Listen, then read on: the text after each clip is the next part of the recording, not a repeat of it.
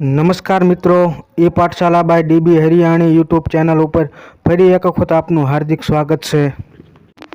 નમસ્કાર મિત્રો, ગુજરાતી સાહિત્યની વિડીયો સિરીઝમાં આપનું ફરી એક વખત આપનું હાર્દિક સ્વાગત છે. વિદ્યાર્થી મિત્રો, અગાઉના વિડીયો લેક્ચરમાં આપણે ગુજરાતી સાહિત્યમાં યુગ વિભાજન વિશે જોયું હતું. તેમાંથી સૌ પ્રથમ આજના આ વિડીયો લેક્ચરમાં ગુજરાતી સાહિત્યનો સૌથી પહેલો યુગ એવો હેમયુગ વિશેનો અભ્યાસ કરવાનો છે. હેમયુગમાં સૌથી પહેલા કવિ છે હેમચંદ્રાચાર્ય. ગુજરાતના વિદ્યાચાર્ય અને કલિકાલ સર્વજ્ઞનું બિરુદ પ્રાપ્ત થયેલા એવા હેમચંદ્રાચાર્ય વિશેનો અભ્યાસ કરવાનો છે. હેમચંદ્રાચાર્યનો સમયગાળો જોઈએ તો ઈસવીસન 1089થી શરૂ કરી 1173 સુધીનો માનવામાં આવે છે. વિદ્યાર્થી મિત્રો, આજના વિડીયો લેક્ચરમાં હેમચંદ્રાચાર્ય વિશેનો અભ્યાસ તો કરવાનો છે, સાથોસાથ અગાઉની પરીક્ષામાં પણ કેટલાક પ્રશ્નો પૂછાઈ ગયેલા છે અને કેવા પ્રકારના કયા પ્રશ્નો પૂછાઈ ગયા છે એની પણ ચર્ચા કરવાની છે. સૌ પ્રથમ આપણે હેમચંદ્રાચાર્ય વિશે એની બેઝિક માહિતી મેળવીશું. તો તેમનો જન્મ ક્યાં આગળ થયો હતો? તેમનો જન્મ ધંધુકા ખાતે થયો હતો. ત્યારબાદ તેમનું મૃત્યુ પાટણની અંદર થયું હતું અને હેમચંદ્રાચાર્યએ પાટણને પોતાની કર્મભૂમિ બનાવી હતી. આ ઉપરાંત હેમચંદ્રાચાર્યએ દીક્ષા કઈ જગ્યાએ લીધી હતી? તો ખંભાત ખાતેથી તેમને દીક્ષા લીધી હતી. આ ઉપરાંત હેમચંદ્રાચાર્યનું સમાધિ સ્થળ ક્યાં આવેલું છે? તો કે ભાવનગર જિલ્લાના પાલિતાણા ખાતે શેત્રુંજય પર્વત ઉપર તેમનું સમાધિ સ્થળ આવેલું છે. તેમનું મૂળ નામ અથવા બાળપણનું નામ શું હતું? તો તેમનું મૂળ નામ ચાંગદેવ હતું. તેમની માતાનું નામ પાહિણી દેવી અને તેમના પિતાનું નામ સાચિંગ હતું.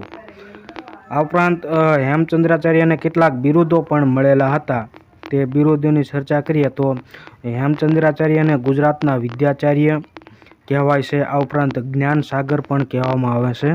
આ ઉપરાંત હેમચંદ્રાચાર્યને કલિકાલ સર્વજ્ઞનું બિરુદ પણ પ્રાપ્ત થયેલું છે સિદ્ધરાજ જયસિંહ દ્વારા. અને એ કઈ કૃતિ દ્વારા આપવામાં આવેલું છે? તો કે દયાશ્રય કૃતિ માટે આપવામાં આવેલું છે. હવે હેમચંદ્રાચાર્ય વિશે વધારે વિગત મેળવીએ તો દીક્ષા સમયે તેઓનું નામ સોમચંદ્ર રાખવામાં આવ્યું હતું, પરંતુ સુવર્ણ જેવું શરીર તેજસ્વી હોવાથી અને ચંદ્રમા જેવું સુંદર એમનું મુખ હોવાને કારણે તેમનું નામ હેમચંદ્રાચાર્ય રાખવામાં આવ્યું અને હેમચંદ્રાચાર્ય તરીકે તેઓ ઓળખાયા. હેમચંદ્રાચાર્ય છે એ સોલંકી વંશના પ્રતાપી શાસક સિદ્ધરાજ જયસિંહના ગુરુ હતા. તેમજ હેમચંદ્રાચાર્યએ ખંભાતમાં રાજા કુમારપાળને પણ આશ્રય આપ્યો હતો એવું માનવામાં આવે છે. હેમચંદ્રાચાર્યએ સમસ્ત વ્યાકરણ વાડ્મયનું અનુશીલન, શબ્દાનુશાસન, વ્યાકરણ ગ્રંથની રચના કરી હતી.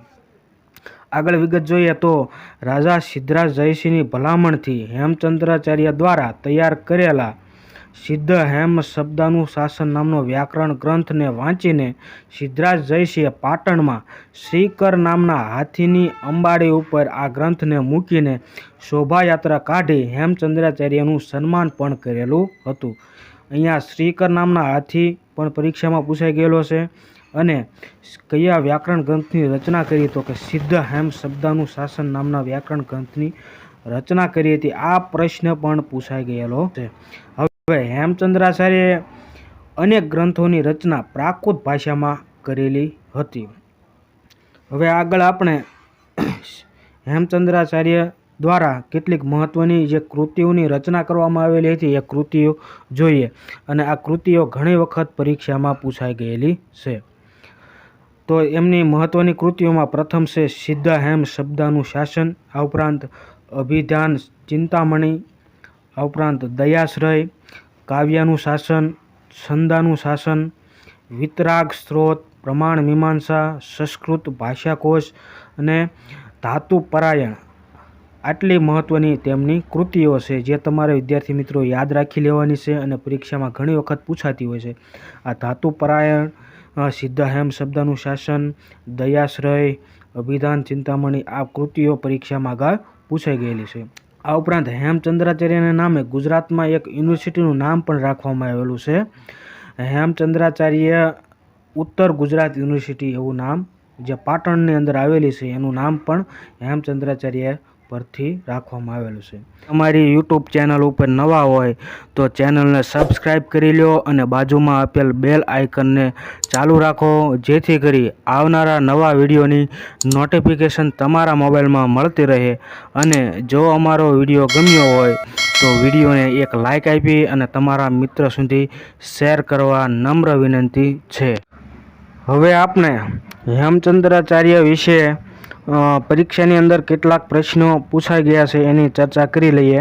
તો પ્રથમ પ્રશ્ન છે, કલિકાલ સર્વજ્ઞ હેમચંદ્રાચાર્યનું બાળપણનું નામ જણાવો. વિદ્યાર્થી મિત્રો, સૌપ્રથમ જો તમને પ્રશ્નનો જવાબ આવડતો હોય તો વિડીયોને પોઝ કરી અને તમારી જાતે જ પ્રશ્નનો જવાબ આપો. ત્યારબાદ હું અહીંયા જે પ્રશ્નનો જવાબ સોલ્યુશન કરાવું છું તે મેચ કરો, જેથી કરી વધારેમાં વધારે તમને યાદ રહે. તો પ્રથમ પ્રશ્નનો જવાબ આવશે, તેમના બાળપણનું નામ શું હતું? તો આપણે આગળ ચર્ચા કરી ગયા એ પ્રમાણે તેમના બાળપણનું નામ હતું ઓપ્શન બી પ્રમાણે સાચો જવાબ રહેશે ચાંગદેવ તેમનું બાળપણનું નામ હતું.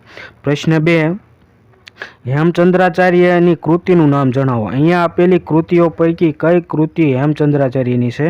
તો આગળ વાત કરીએ પ્રમાણે દયાશ્રય છે એ હેમચંદ્રાચાર્યની કૃતિ છે અને આ દયાશ્રય કૃતિ માટે હેમચંદ્રાચાર્યને કલિકાલ સર્વજ્ઞનું બિરુદ પ્રાપ્ત થયું હતું સિદ્ધરાજ જયસિંહ દ્વારા. આગળ પ્રશ્ન 3, કલિકાલ સર્વજ્ઞ હેમચંદ્રાચાર્યનું જન્મસ્થળ જણાવો. તો તેમનું જન્મસ્થળ ધંધુકા હતું.